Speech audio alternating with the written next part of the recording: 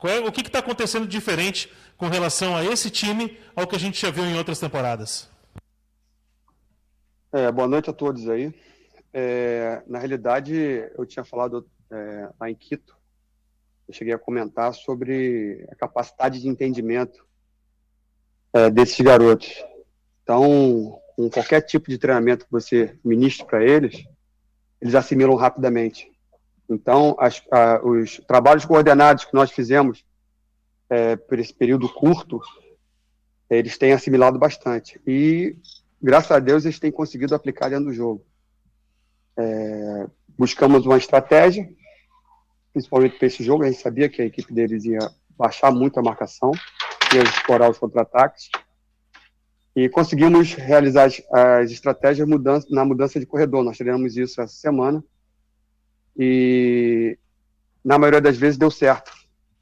Apesar dos gols ter sido de bola parada, mas criamos muitas outras oportunidades e tendo êxito no final do jogo. Bom, Alexandre, boa noite. Ainda tem mais alguns jogos para esses meninos mostrarem valor, enfim, né? Quem sabe deixarem para vocês aí, quando tiver todo o grupo, a ideia do que precisa, o que não precisa para complementar elenco. Fazendo um balanço, né, desses 3 jogos que vieram desde Bento, passando lá pelo Equador e com o jogo de hoje, dá para se dizer que você sai, o Renato que está acompanhando e que esteve no primeiro jogo, já com bastante certezas de afirmações, jogadores que vocês poderão contar para jogar muito mais nessa temporada de 21 do que até vinham jogando anteriormente? Eu acho que o acumulado de 3 jogos é muito pouco para você observar. Nós temos que dar tempo ao tempo. Logicamente, tem jogadores de muito valor aí, jogadores de qualidade, que possam, a médio a curto prazo, o Renato pode estar pensando nesses jogadores para participar do elenco principal. São jogadores de boa qualidade técnica, mas tendem a evoluir. Eles oscilam muito até pela própria idade, mas acredito que tem alguns jogadores que estão sendo observados com muito carinho. Tudo bem, Alexandre? Boa noite a você. Eu queria falar de um jogador mais específico que voltou agora, que é o caso do Léo Chu, porque no Ceará a gente viu ele como destaque, jogando sempre aberto pelo lado esquerdo, fazendo muitas vezes aquele corredor pelo lado esquerdo. E na base a gente não viu muita característica dele jogando pelo lado direito, cortando para dentro. Vocês acreditam que ele tem essa capacidade para evoluir nesse sentido e a briga dele poder ser por aquele lado? Ou é porque o Ferreira também está pedindo passagem e não tem vaga hoje para ele pelo lado esquerdo? Quando você tem um jogador que está se destacando por uma opção de lado de jogo, é difícil de você tirar. Por vezes você até alterna, muda o posicionamento. Mas o Léo Chu, para quem não conhece muito bem, não acompanhou ele na base, no Ceará ele jogou mais fixo pelo lado esquerdo, mas ele já jogou centralizado, vindo de trás como meia, e pela direita. Então ele nos dá a opção para que a gente possa alternar as situações. A partir do momento que um lateral que esteja marcando o Ferreira já tem uma leitura boa das articulações do jogador, aí você pode trocar e fazer uma variação de estímulos ofensivos pelo lado esquerdo, no caso o Léo Chu. Então, ele nos dá a opção de tanto jogar pelo lado direito, como pelo centro e pelo lado esquerdo. Boa noite, Alexandre. Eu queria que você falasse um pouquinho de como foram as suas conversas com o Renato neste período que ele esteve de folga, o que ele falou, daqui a pouco uma observação, uma análise sobre esses atletas que venceram do Ayacucho. Não sei se você já conversou com o Renato após a vitória de hoje, mas um pouco dessa relação tua com o Renato nesse período de folga dele. Independente de Grêmio, a gente se fala quase todo dia, a gente troca ideias, a gente está sempre conversando sobre de que forma nós podemos fazer para melhorar os atletas, de que forma ministrar os treinamentos para que cada dia mais esses atletas possam evoluir, e não está sendo diferente. Independente de Grêmio, nós somos amigos e conversamos quase todo dia.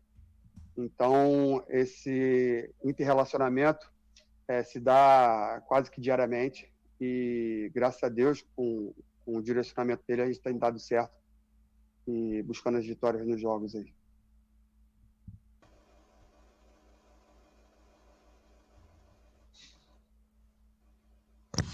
Opa, boa noite, Alexandre.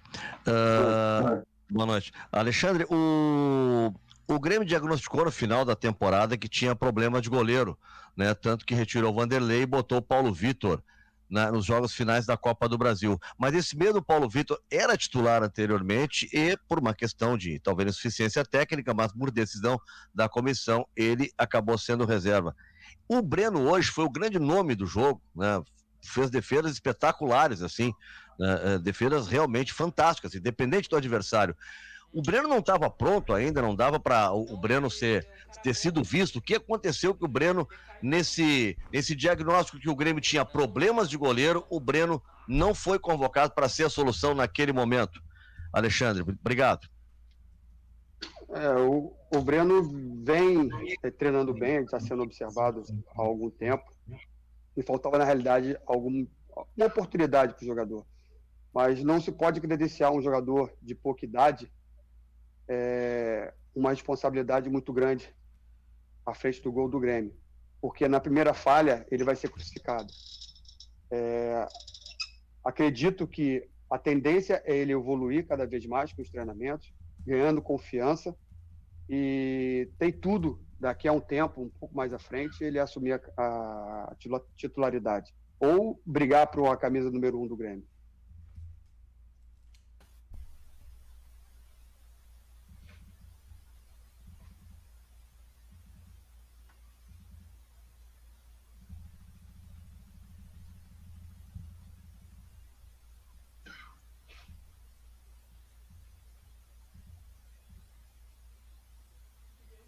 Não estou te ouvindo.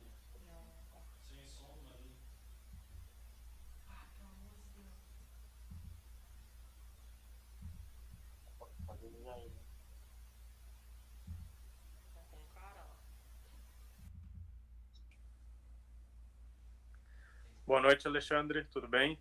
Eu queria te perguntar um pouquinho sobre o Pedro Lucas, um meia que a gente tem visto quase como um meia armador, digamos um camisa 10, assim, também não limitando ele somente a essa posição, mas a gente tem visto outros meias surgirem no Grêmio um pouco mais altos, até mais físicos. Ele parece ter um tipo diferente, um porte físico diferente, mas apresentou uma boa técnica hoje, deu uma assistência, né, para o Azevedo, que acabou convertendo o pênalti. Qual é a avaliação que vocês têm do Pedro Lucas? Entendem também que ele tem uma diferença dos outros meias que têm surgido? Quais são as qualidades dele que tu tem visto nos treinos e o que ele te apresentou hoje? Obrigado. O Pedro, a gente tem que ter um pouco mais de calma, porque jogou um jogo e meio, vamos dizer assim. Entrou lá em Quito e agora iniciou o jogo como titular. É um atleta extremamente técnico, né? Jogador inteligente. Tem ainda algumas dificuldades de posicionamento que nós estamos tentando corrigir ele. E nesse jogo ele já se posiciona melhor. Estamos adequando isso e colocando junto a parte técnica para melhorar a intensidade de jogo dele, que ele possa chegar mais na frente. Não é um jogador que você vai ver jogando de costas, tá? Esse é um dos defeitos que ele tinha, que nós estamos tentando tirar. Ele vai estar sempre circulando entre linhas, nas costas dos volantes, exatamente para municiar o ataque. O jogador que tem um arremate muito bom de fora e a aproximação. Ele enxerga muito bem o jogo. Eu acho que, com o tempo, logicamente tendo a calma necessária, a gente pode produzir um meio-campo de muita qualidade e pode ajudar a gente nos próximos jogos. Alexandre, tudo bem? Boa noite. Tudo bem? Boa noite. Você foi perguntado aí sobre o Breno, você falou que ele é um jogador jovem, que tem tudo aí para brigar pela titularidade.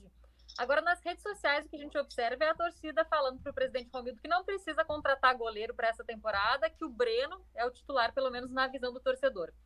Se você for opinar sobre isso, ou se pudesse opinar sobre isso, você acha que o Grêmio precisa realmente contratar um goleiro ou o Breno pode sim ser o goleiro do Grêmio na temporada 2021? O torcedor é paixão, né? De momento, é uma situação de momento. Hoje o Breno foi muito bem. Amanhã, se ele falhar, talvez não tenha essa mesma popularidade, vamos dizer assim. É um jogador de muita qualidade, realmente de muita qualidade, e tende a evoluir, mas é muito cedo para opinar se ele vai ser ou não o titular do Grêmio. Nós temos que dar o tempo ao tempo e deixar ele jogando, para ver a reação dele numa situação adversa contra equipes de porte maior, um clássico, para ver qual vai ser o comportamento dele. Mas acho que tem tudo para evoluir.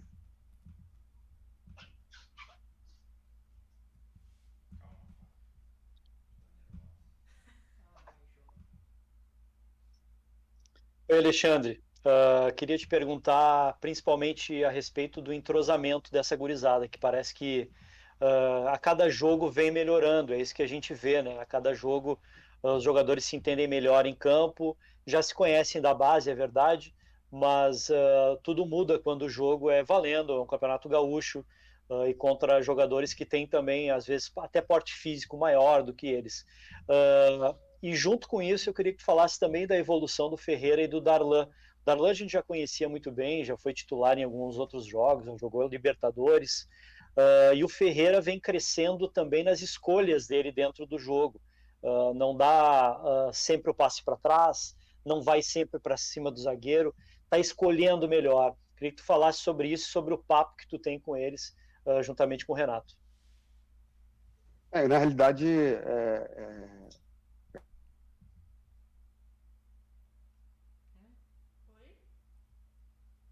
o jogador de futebol não pode ser só inspiração. Tem que ter o lado intelectual, tem que pensar o jogo, entender o jogo, saber o momento certo de atacar, saber o momento certo de defender, ocupar espaços. Isso tudo nós temos estimulado ao jogador para que ele faça. Que ele seja um treinador dentro do campo para ajudar, além do treinador, ajudar o treinador, né? Ajudar os outros companheiros com relação a posicionamento. Então você vê que o Ferreira está sempre bem posicionado, exatamente para usar o que ele tem de melhor, o que? A velocidade, o drible, a finalização. Já o Darlan é um jogador extremamente técnico e inteligente. O pessoal chama ele aqui de veterano, pela qualidade que ele tem e pela maneira que ele enxerga o jogo. Então ele está sempre buscando um espaço vazio para dar a linha de passe para o portador da bola.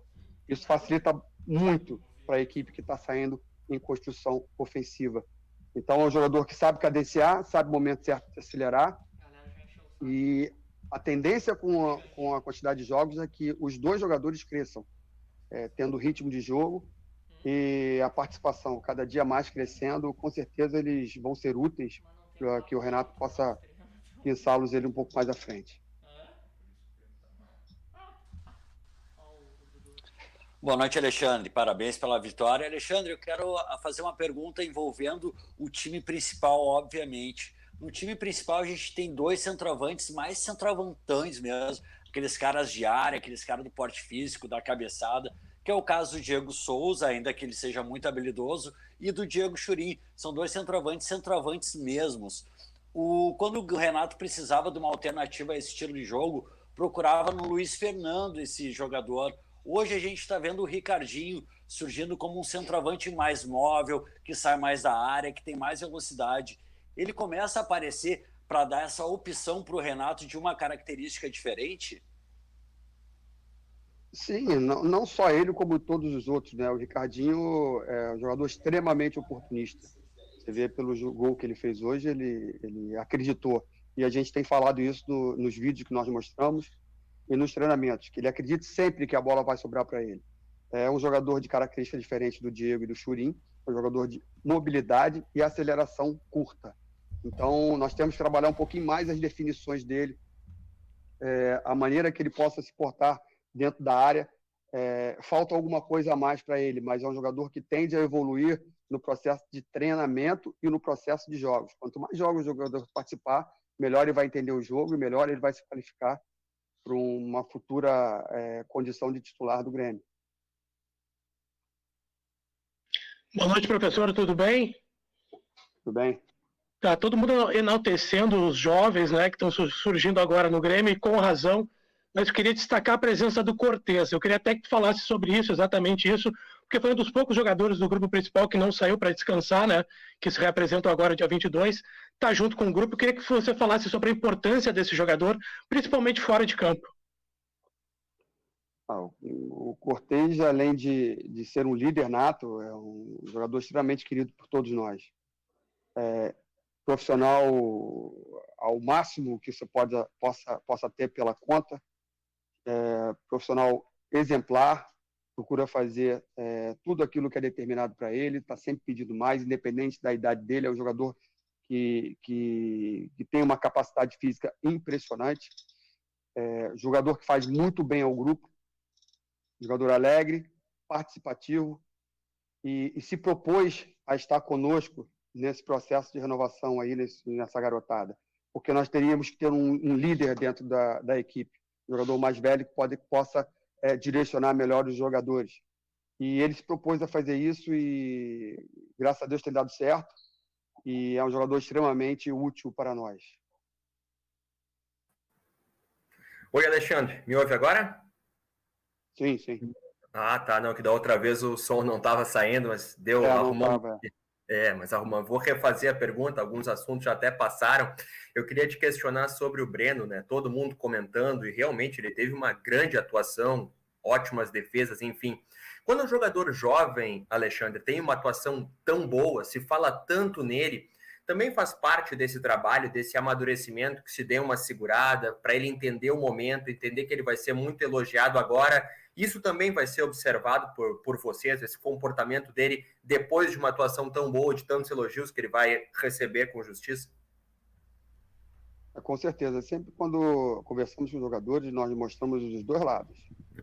O lado que é o atleta ser enaltecido pelas atuações e o lado que possa acontecer quando ele toma uma falha.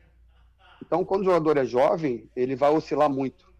Vai fazer partidas excelentes e, às vezes, nem tanto uma partida boa, nem uma partida não muito boa em outros jogos. Eu acho que, como eu falei das outras vezes, é um jogador que está em evolução, tá? Mas pode oscilar no decorrer de uma caminhada um pouco mais forte aí na frente. Então, temos que ter calma e acreditar no potencial do garoto, mas com ressalvas. Tranquilidade para avaliar e saber que nós podemos contar com ele um pouco mais à frente. Obrigado, um abraço. Obrigado, um abraço, boa noite a todos.